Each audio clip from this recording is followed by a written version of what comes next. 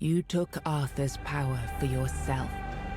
Whatever drove you, need, ambition, or will alone, the strength of a king was now yours to command. Maybe you weren't ready. Maybe nobody ever is. But you decided to try.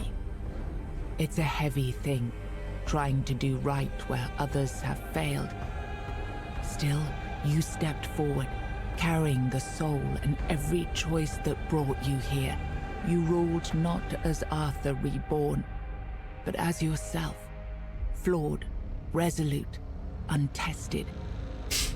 Avalon changed beneath your hand, and history will decide what that truly meant.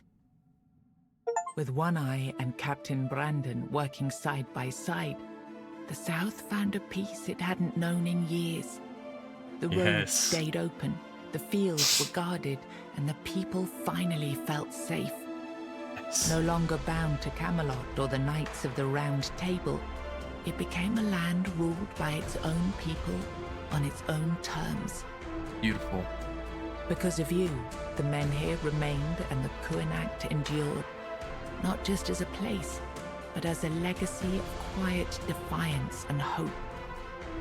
Lord Yvain was remembered as a hero who gathered the wise and set out in search of the Grail, while Kuinact stood as a peaceful haven amid the weirdness. You awakened the giants, only to command their end, leaving no power behind for either side to claim.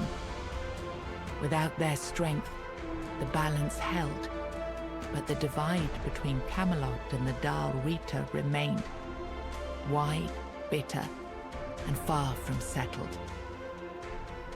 Fergus was named the new Galahad the Loyal.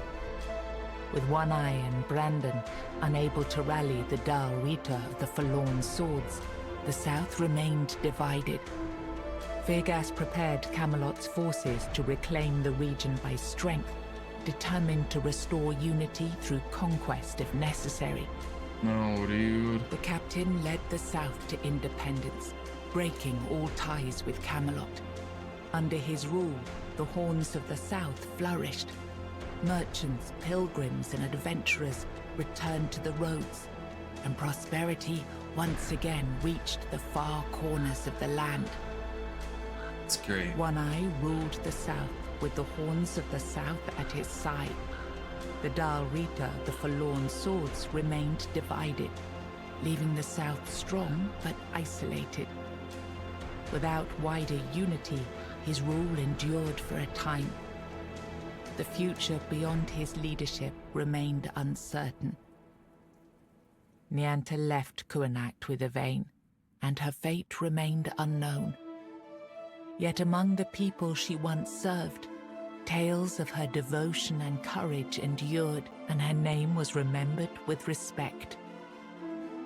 Maggot left Kuinact alongside Yvain, surprising many who had long considered him harmless and weak. His fate remained unknown, but in time, the people spoke proudly of the last druid, claiming him as one of their own. Oh yeah, Maggot. Kefra left Kuinact alongside Yvain, despite concerns about his age. His fate remained unknown, but the people admired him for finding purpose at the end of his life, and spoke of him with lasting respect. With Helmi as the new matron, the Volca returned to their former glory with renewed ferocity, their berserkers filled with an aggression that stirred quiet fear among the other tribes.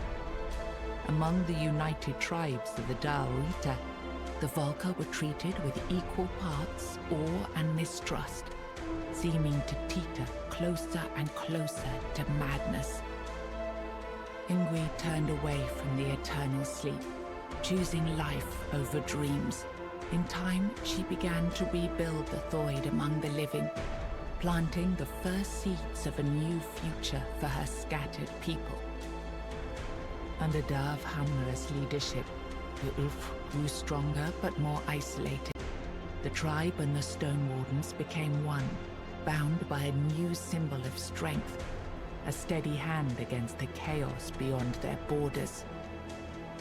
With the Stagfather slain and the old bonds broken, Avalon led the Svine towards a new path. He opened the tribe to the other clans of the Dal Wheater and guided them to settle in the Mather mines. After returning to Camelot, Killian lived quietly for a time. When he vanished, few asked questions. Unsettling rumors had always followed him, and most preferred not to remember.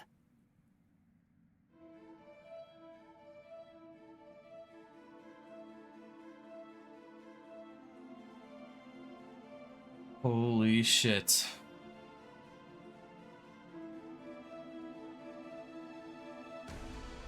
Wow. Overall, things went well. I wish I chose a different leader for the Ulfir.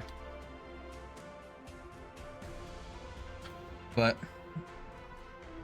overall, I think we did good. I can't believe it's over.